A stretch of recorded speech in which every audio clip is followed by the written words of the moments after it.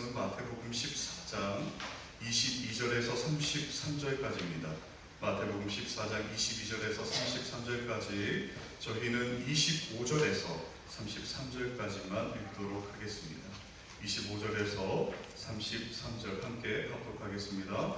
밤사경에 예수께서 바다 위로 걸어서 제자들에게 오시니 제자들이 그가 바다 위로 걸어오심을 보고 놀라 유령이라 하며 무서워하여 소리 지르거늘 예수께서 이르시되 안심하라 나니 두려워하지 말라. 베드로가 대답하여 이르되 주여 만일 주님이시거든 나를 명하사 물 위로 오라 하소서 하니 오라 하시니 베드로가 배에서 내려 물 위로 걸어서 예수께로 가되 바람을 보고 무서워 빠져가는지라 소리질러 이르되 주여 나를 구원하소서 하니 예수께서 즉시 손을 내밀어 그를 붙잡으시며 이르시되 믿음이 작은 자여 왜 의심하였느냐 하시고 배에 함께 오르매 바람이 그친지라 배에 있는 사람들이 예수께 절하며 이르되 진실로 하나님의 아들이로소이다 하더라.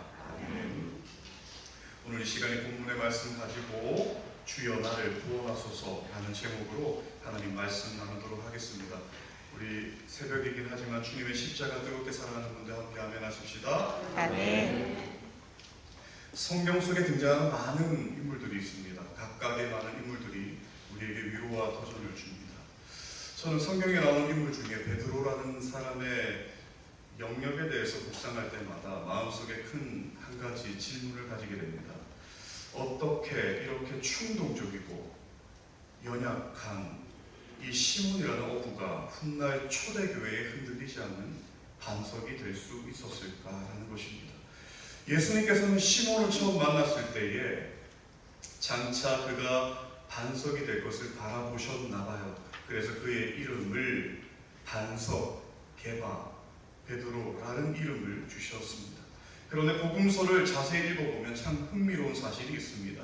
주님이 베드로와 거의 3년 반 정도의 시간을 동행하면서 그의 이름을 반석아라고 부르신 적은 단 한 번밖에 없습니다. 거의 대부분은 그의 옛날 이름인 시모나라고 부르셨어요. 그렇다면 질문이 듭니다. 언제 그를 향해서 베드로야 반석아라고 부르셨냐라는 것입니다. 누가복음 22장 34절은 이렇게 기록합니다. 이르시되 베드로야 내가 내게 말하노니 오늘 닭 굴기 전에 내가 3번 나를 모른다고 부인하리라 하시니라. 역설적이지 않습니까? 베드로 역시 사람들 앞에서 자기가 반석이라는 이름으로 당당하게 부름받기를 원했을 거예요. 얼마나 기분이 좋았을 거예요. 반석아, 아유 제자들아 좀 들어봐. 내 이름이 이제 반석이야. 그런데 주님은 가장 충격적인 순간에 베드로의 믿음이 바닥치고 있을 그 직전인 배신의 자리에서 그를 베드로라고 부르셨습니다. 심지어 부활하신 후에 디베랴 바닷가에서 그를 찾아와 회복시킬 때조차 주님은 그를 요한의 아들 시몬이라고 말씀하셨어요. 사실 베드로는 많은 부족함과 연약함을 가진 한계투성인 인간적인 어부에 불과했습니다. 그런데 그가 어떻게 주님의 그런 수제자가 될 수 있고 흔들리지 않는 반석이 되어서 참된 믿음의 본질을 고백하는 자가 되었을까? 저에게 참 고민이 되는, 그리고 나도 그렇게 되었으면 좋겠다라고 늘 생각되었던 그 한 사람. 하지만 제 마음속에 왜 주님은 그때 그렇게 불렀을까라는 복합적인 질문이 저에게 있는 한 사람입니다. 그래서 오늘 이 본문 말씀을 가지고 여전히 연약하고 흔들리는 우리들이지만 베드로처럼 주님 은혜 안에서 흔들리지 않는 믿음의 반석, 그리고 믿음을 가지기 위해서 오늘 본문 말씀을 통해 3가지의 말씀 함께 나누도록 하겠습니다. 오늘 우리가 읽은 본문은 우리가 너무나 잘 알고 있는 말씀입니다. 교회를 다니셨던 분들이라면 적어도 5번 이상은 이 본문으로 설교를 듣지 않았을까라는 생각을 합니다. 주로 우리가 많이 접했던 말씀은 이런 말씀입니다. 베드로는 무리를 걸어가다가 큰 파도와 바람을 보고 무서워 빠졌습니다. 그러니 여러분 환경을 보지 마시고 예수님께 우리의 시선을 고정하십시오. 맞는 말씀인 것 같습니다. 그러면 물에 빠지지 않는다라는 그런 교훈을 우리가 많이 듣습니다.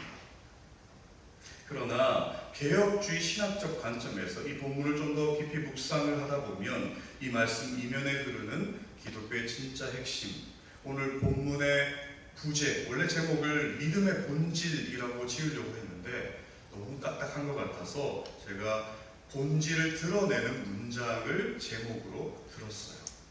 오늘은 이 본문을 통해서 또 다른 이면에 있는 메시지를 함께 다루고자 합니다. 자, 그럼 제가 여러분들에게 질문 한번 던져볼게요. 베드로가 물에 빠진 진짜 이유가 뭘까요? 파도를 봤으니까? 맞습니다. 믿음이 부족하니까? 맞습니다.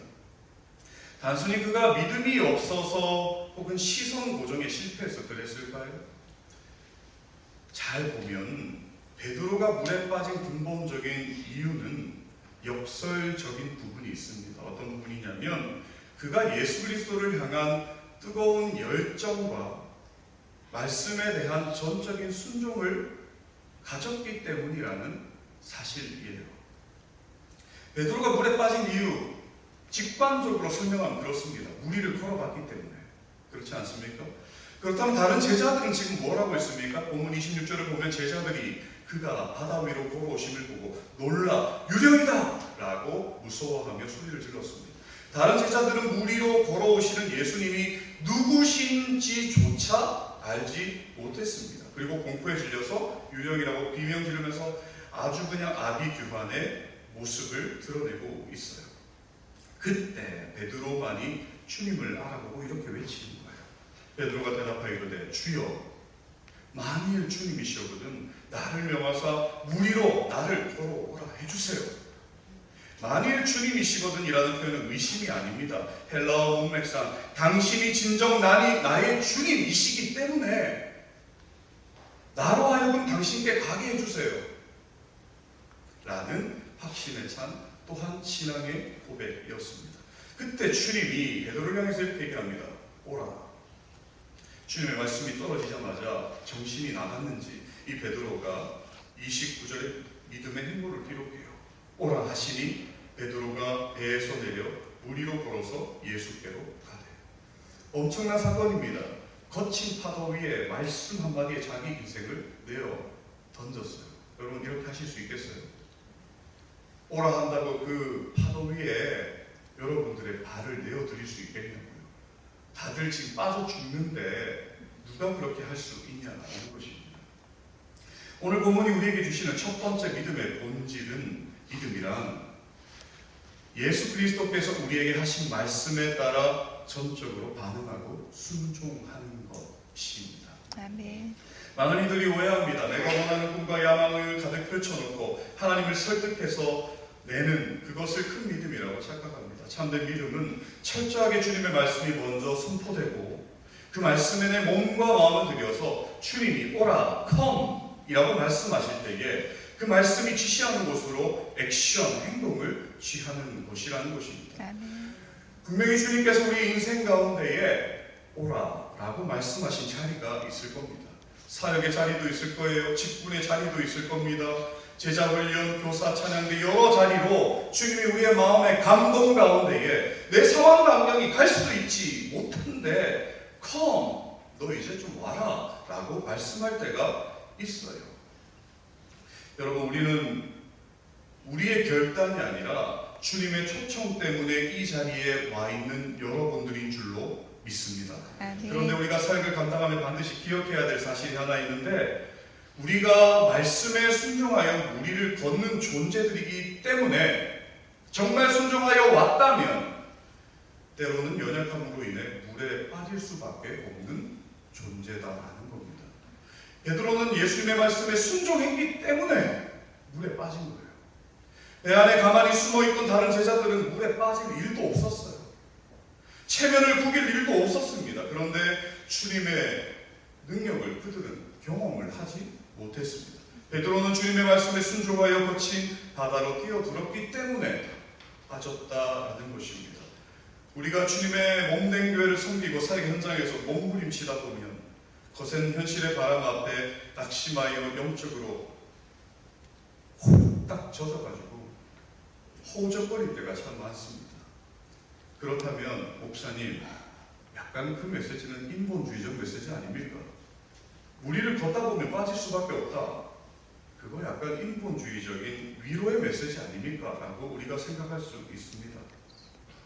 우리가 주님 앞에 구해야 할 것은 주님, 나에게 평생 물에 빠지지 않는 초인적인 믿음을 주십시오가 아니라 주님, 내가 거센 바람 이 앞에 가라앉을 수밖에 없는 철저하고 무능한 연약한 존재입니다. 그래서 주님, 오늘도 나를 구원해 주셔야 합니다. 라는 그 신앙의 고백이 우리 가운데 있어야 한다는 것입니다. 베드로가 휘몰아치는 바람을 보고 무서워하여 물속으로 깊이 빠져들어갈 때에 그의 입술에서 드디어 가식이 없는 진짜 고백이 터져나오게 되었어요. 자, 우리 30절 이 본문 말씀 같이 한번 읽어볼까요? 시작. 바람을 보고 무서워 빠져가는지라 소리질러 이르되 주여 나를 구원하소서. 여러분, 이 순간이 오기 직전까지 베드로는 항상 어떤 말을 했던 사람인지 아십니까? 항상 자신감 넘치는 자신의 확신으로 가득한 사람, 모두가 주를 버릴지라도 저는 절대로 주님을 버리지 않겠습니다. 이것이 베드로의 자아였습니다. 항상 다른 사람과 비교하는데 항상 다른 사람 걸고 넘어져요. 그냥 자기 얘기만 하면 되는데 다른 사람은 다 저런데 저는 절대로 주님 그런 사람이 아닙니다.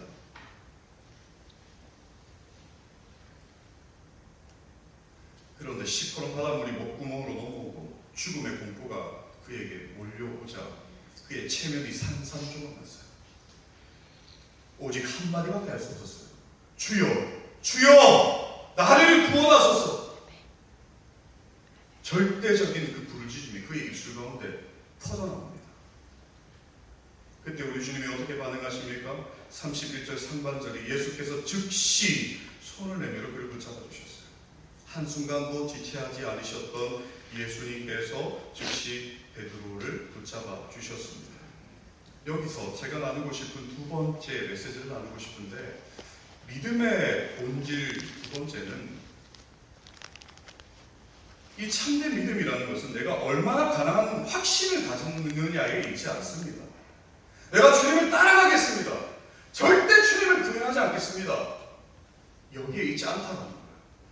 나의 연약함을 주 앞에 쏟아놓을 때 나를 붙드시는 주님의 강한 손에 전적으로 붙잡혀 있는 그 상태, 바로 그때가 진짜 우리가 믿음이 있는 때라는 거예요. 내가 절대로 주님을 따라가지 않겠습니다. 마치 내가 가장 주님 앞에 온전하게 서 있는 것 같은 때같이 느껴지지만 정말 우리가 바로 서 있는 그때는 절대로 나를 놓지 않는 그 주님의 손에 붙잡혀 있는 상태다라는 거예요. 개혁주의 신학은 인간의 전적 무능을 고백합니다.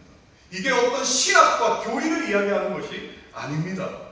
내 힘으로는 나를 구원할 수도 이 풍랑을 이길 수도 없는 존재가 주님, 바로 저입니다. 오직 주님의 주권만이 나를 살리실 수 있어요. 아멘.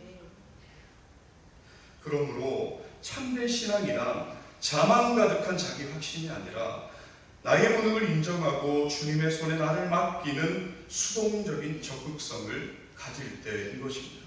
여러분, 베드로의 입장에서 한번 생각해 볼까요? 얼마나 주일날 이런 말씀 드려서 죄송하지만 얼마나 쪽팔렸을까요? 다른 제자는 주님을 다 어려워, 나는 절대로 주님, 맨날 이렇게 핏대 세우면서 얘기했던 베드로인데 물에 홀딱 젖어가지고 체면 다 누기고 머리부터 발끝까지 호적거리다가 예수님이 겨우 건져내 주신 이때 주님은 물에 빠진 베드로를 당신의 품으로 강하게 끌어안아 주셨습니다. 상상을 한번 해봤어요. 늘 주님 옆에 따라다니면서 주님! 제가 절대로 이렇게 하던 베드로였는데 베드로 인생 처음으로 주님의 심장과 그의 심장이 마주하고 주님의 얼굴과 그의 얼굴이 마주하는 그 영적인 친밀함이 이루어진 시간, 아마 처음이자 마지막으로 주님의 품에 안겼던 시간 아닐까요? 여러분은 이러한 시간을 가진 때가 언제입니까? 늘 교회 앞자리에서 일을 감당하며 주님 감사합니다 라고 이야기를 하지만 주님의 깊은 품에 안겨 그분의 얼굴을 마주하여 대할 때는 여러분 있었습니까? 바로 배 안에서 대단한 척 하고 있을 때가 아니라 물에 빠져 주님의 손에 붙잡힌 바로 그 순간이 베드로에게는 가장 주님께 가까이 있었던 시간인 것입니다. 우리는 날마다 주님 앞에 이렇게 기도해야 돼요. 주님, 나를 구원해 주세요. 주님, 나를 구원해 주세요.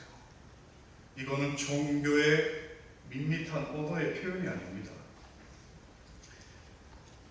저는 20살 대학교 때 선교단체 수련회 포항의 간포 해수욕장이라는 곳에 간 적이 있습니다. 집회 중에 잠깐 마지막 날 공동체 훈련을 한다고 갔었는데 한 5명 정도가 바다에 들어갔는데 파도가 갑자기 높아지고 이안류로 바뀌어지면서 5명이 물에 빠졌어요.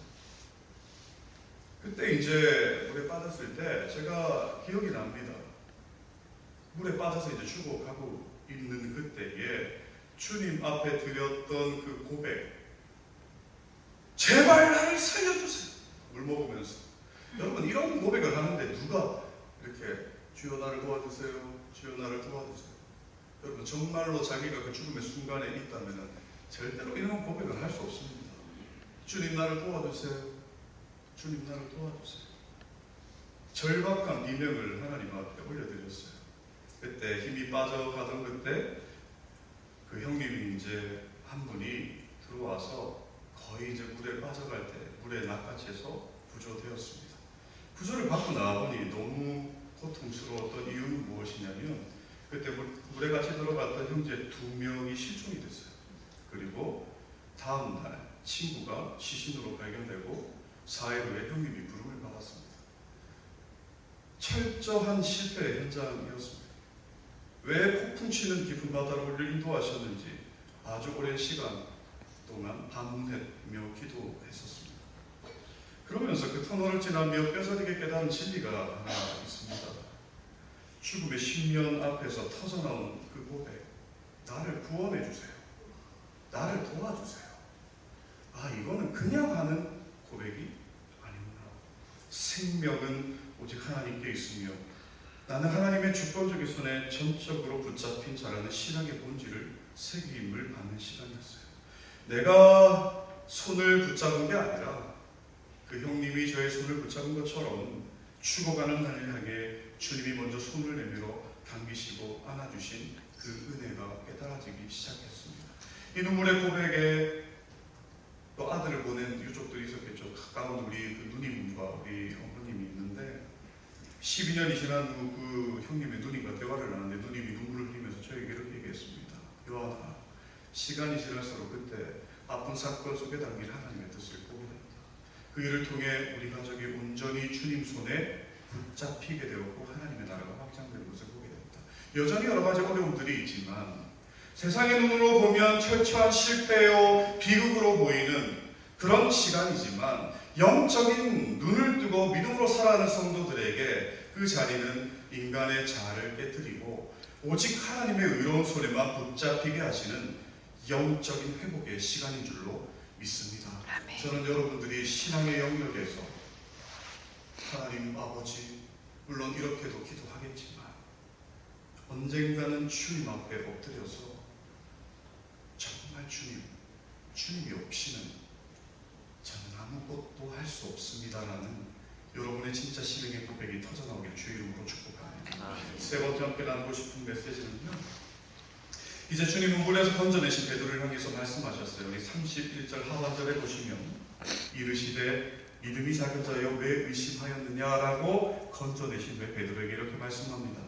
보통 우리는 이 말씀을 낙심한 제자를 향해 주님이 다그치시는 엄한 책망으로 생각할 때가 있습니다. 그러나 상황을 한번 상상해 보십시오. 지금 주님은 물에 빠져 죽을 뻔한 베드로의 손을 잡고 품에 그를 안고 있는 채로 머리부터 발끝까지 흠뻑 지금 떨고 있는 베드로의 얼굴을 마주보면서 이 말씀을 하고 계세요. 이 음성이 정죄의 음성일까요? 안타까움과 사랑이 묻어나는 음성입니다. 베드로야, 내가 지금 네 곁에 있는데, 내가 너를 붙잡고 있는데 너는 왜 이렇게 무서워해? 왜 환경을 보고 의심하는 거예요? 이제는 저 고생바람에 네 마음을 빼앗기지 말고 내 품 안에서 나만 바라봤으면 좋겠다. 주님의 품에 홀딱 젖은 채로 전적으로 주님을 의지한 채 베드로는 발걸음을 함께 주님과 함께 오릅니다. 32절을 보니 그들이 함께 배에 오르자마자 비로소 거센 바람이 그치게 되었습니다. 우리는 질문할 수 있습니다. 왜 예수님께서 처음에 제자들을 재촉하사 풍랑이 있는 바다 건너편으로 먼저 보내셨을까? 예수님이 보내셨거든요. 건너가라! 제자들이 건너가고 있는 거예요. 바로 오늘 본문 말씀의 문맥 앞에 5,000명을 먹이신 오병이어의 대기적에 사람들이 들뜨고 제자들도 들뜨고 우리들이 열광하고 제자들이 화려한 영광과 환호성 속에 머물면서 이야 드디어 내가 되는구나, 우리가 드디어 주님을 따르니까 이렇게 되는구나, 여러 많은 생각들이 그들 가운데 들었습니다. 제자들의 이들의 모습들을 보면서 세상의 어떤 영광에 취해 영적으로 무너져가는 그들을 보면서 강제로 바다로 건너가라, 고난의 현장으로 밀어넣으셨어요. 그리고 주님 홀로 산에 올라가서 제자들을 위해 기도했다라는 표현이 나옵니다. 뭐라고 기도했을까요? 사랑하는 하나님, 아빠, 저들이 저것으로 인하여 종교인이 아니라 기적의 떡고물 떨어지는 걸 원하는 삶이 아니라 성공적인 제자가 아니라 예수님 생명의 떡 만나게 해주세요. 오늘 그 예수님이 하나님의 보좌 우편에서 거센 풍랑이 일어나는 삶의 현장을 살아가는 저와 여러분을 향해 강구하고 계심을 믿으시길 주의 이름으로 축복합니다. 그리고 주님 우리를 삶의 한복판으로 찾아오셔서 우리를 향해 무리로 걸어오라고 초청하실 때가 있습니다. 왜요? 야, 교회에 일할 사람 없으니까 너 일 좀 해라. 네, 주님. 그런 표현입니까? 우리의 자만 가득한 그 가짜 고백. 다른 사람은 다 버려도 나는 주님을 절대 버리지 않겠습니다. 라는 그런 신앙의 고백들이 우리 안에 있잖아요. 어린아이처럼 주님, 내가 정말 주님 없으면 안 된다라는 그 신앙의 고백을 듣고 싶기 때문에 우리를 초청한 줄로 믿습니다. 말씀을 읽고자 합니다. 사랑하는 성도 여러분, 교회 안에서 섬김의 많은 봉사 마찬가지입니다. 우리는 주님의 초청을 받아 이 자리에 온 사람인 줄로 믿습니다. 교회에 높은 직분이 되면요, 높은 직분이라는 말도 참 말이 되지 않습니다. 목사가 되고 선교사가 되고 장로가 되고 안수집사가 되고 권사가 되고 집사가 되고 모든 직분은 하나님의 초청으로 우리는 받게 된 줄로 믿습니다. 아멘. 그리고 우리가 이 자리에 왔어요. 우리는 연약합니다. 자질도 부족하고 능력도 없고 일하다 보면 낙심하고 저 사람 때문에 이 사람 때문에 별의별 모든 일들 때문에 아주 그냥 홀딱 젖어가지고 지난 이제 6월 마치고 이제 7월로 접어들었어요. 지난 6개월 동안 여러분 물 얼마나 많이 드셨습니까? 물에 빠진 사람 없습니까? 저만 빠졌습니까? 물에 빠져들어간 경험 없었어요? 사람의 말 한마디에 아주 그냥 홀딱 젖어가지고 씩씩거리면서 사람들 앞에서 그렇게 표현할 수 없지만 내 내면에 그런 경험들이 참 많죠. 영적으로 허우적거릴 때가 많습니다. 기억하십시다. 주님이 우리를 잘해서 그런 것이 아니라 자격이 있어서 세운 것이 아니라 우리의 내면의 진실한 고백. 주여 나를 구원하소서. 주님만이 나의 전부 되십니다. 주님만이 나의 유일한 반석이십니다라는 영적인 고백을 듣고 깊은 품 안에서 하나님과의 깊은 인격적인 관계를 가지기 위하여 우리를 초청한 줄로 믿습니다. 오랜 시간 직분마다 섬겼지만 내 영혼의 상태를 가만히 들여다보았을 때 단 한 번도 주님의 품에 뜨겁게 안겨본 적이 없고 인격적으로 그분의 구원하심을 경험하지 못한 채 영적으로 가라앉고 있는 사람들이 있다면 오늘 여러분의 마음과 심령 가운데에 주여! 주여 나를 구원하소서! 이 고백이 회복되어지시기를 주의 이름으로 축복합니다. 우리가 손을 들어 주님께 외칠 때에 주님은 즉시 피 묻은 의로운 오른손으로 우리를 붙잡아 주시고 우리를 회복시키시고 교회에 끌려가 싫어하며 사역하고 불평하며 사역하고 그저 그렇게 사역하는 사람이 아니라 정말 주님의 품에 안긴 그 은혜가 무엇인지를 경험하며 사역하는 그 은혜가 있다라는 것입니다. 사랑하는 여러분, 이 베드로가 나중에 어떻게 반성이 됩니까? 주님을 배반하고 실패했어요. 요한복음 21장에 찾아오셨어요. 그때 베드로는 또 졌습니다. 물에 또 빠져요. 다 제자들이 알지 못할 때 겉옷을 걷어던지고 물속에 뛰어들어서 주님 앞에 뛰어왔던 그 사람. 쪽팔려 와서도 그렇게 안 합니다. 근데 이미 경험해 봤거든요. 주님의 그 뜨거운 품을 물속으로 뛰어들어와 주님 앞에 섰을 때 주님이 던졌던 질문, 네가 나를 사랑하느냐? 주님은 베드로의 연약한 실패보다 여전히 물에 흠뻑 젖은 채로 주님밖에 없다고 주 앞에 나온 그의 중심을 기뻐하셨습니다. 사랑하는 성도님들, 믿음의 본질은 하나님의 말씀 앞에 믿음으로 반응하여 배란결을 넘어 순종하는 것입니다.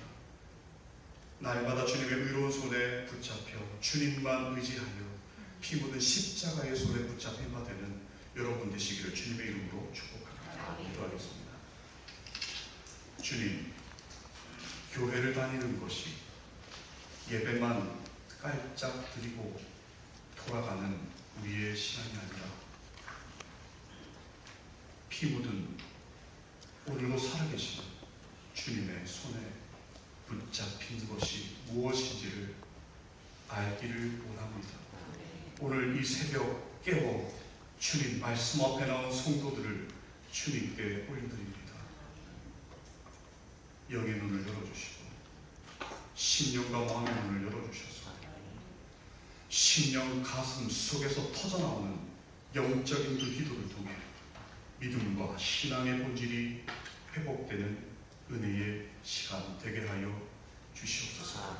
주여, 우리를 구원하시옵소서. 주님만이 우리의 전부 되십니다. 주님만이 우리의 반석 되십니다. 그때에 우리를 반석으로 세워주시는 주님 감사하며 모든 영광 주께 올려드리며 존귀하신 예수님의 이름으로 기도합니다. 축복하겠습니다. 지금은 처음 되셨지만 나중 되신 예수 그리스도의 그 놀라운 그 은혜와 하나님 아버지 그 놀라운 사랑하심과 성령 하나님의 감화 감동 교통 위로 보혜사로 우리와 함께 하시니 물에 빠져가는 우리지만 주여 우리를 구원하소서 고백할 때에 의로운 피 묻은 손에 붙잡힌 바 되어 믿음의 본질 회복되어 주님의 품에 안겨 날마다 살아가기를 결단하는 귀한 성도들과 가정과 자녀들과 사업장 위에 지금부터 영원까지 함께 있기를 주의 이름으로 축원하옵나이다. 아멘.